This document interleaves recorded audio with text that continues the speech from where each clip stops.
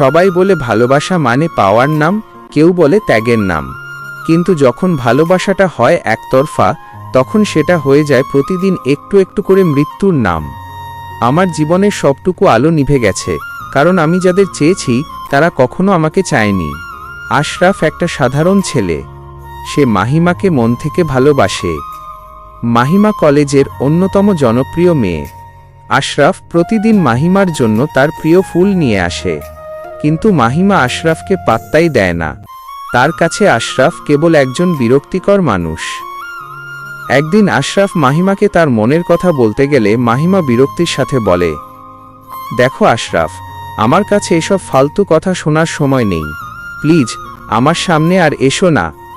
আশরাফের বুকটা ভেঙে যায়, কিন্তু সে তাও হাসি মুখে মেনে নেয়। এই পরিস্থিতিতে আশরাফের জীবনে আসে ইসমিনা, যে মাহিমারই বন্ধু। ইসমিনা খেয়াল করে আশরাফের সরলতা এবং সে নীরবে আশরাফকে ভালোবেসে ফেলে।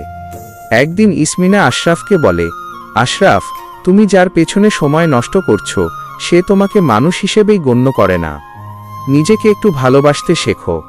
আশরাফ ম্লান হেসে বলে, ইসমিনা, মানুষের মন সবসময় যুক্তির কথা শোনে না, আমি মাহিমাকে ছাড়া অন্য কাউকে ভাবতে পারি না। ইসমিনা কষ্ট পায়, কারণ সে জানে আশরাফের হৃদয়ে তার জন্য কোনো জায়গা নেই। গল্পের মোড় নেয় সেদিন, যখন কলেজ গেটের সামনে মাহিমা তার বন্ধুদের সাথে আশরাফকে নিয়ে উপহাস করছিল। মাহিমা হাসতে হাসতে বলেছিল, এই ছেলেটা কি পাগল, ও ভাবে আমি ওকে ভালোবাসবো। আড়াল থেকে আশরাফ সব শুনে ফেলে। তার মনে হয় পৃথিবীটা যেন থমকে গেছে। সে বুঝতে পারে তার ভালোবাসার কোনো মূল্যই নেই। সেদিন বিকেলে ইসমিনা আশরাফকে খুঁজে বের করে। দেখল আশরাফ রাস্তার ধারে একা বসে আছে।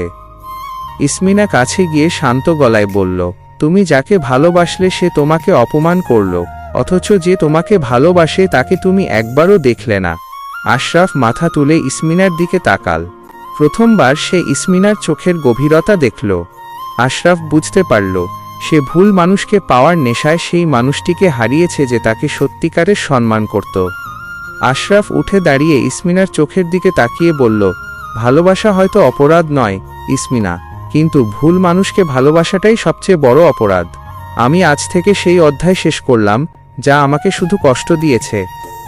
আশরাফ চলে গেল আর ইসমিনা দাঁড়িয়ে রইল, এই ভেবে যে ভালোবাসার মানুষ না পাওয়া গেলেও অন্তত একটি ভুল মানুষের হাত থেকে সে আজ মুক্তি পেল। আশরাফ সেদিন মাহিমাকে ফিরিয়ে দেওয়ার পর থেকে নিজেকে সম্পূর্ণ বদলে ফেলে। সে মাহিমার জগতের দিকে আর ফিরে তাকায় না। তার মনোযোগ এখন নিজের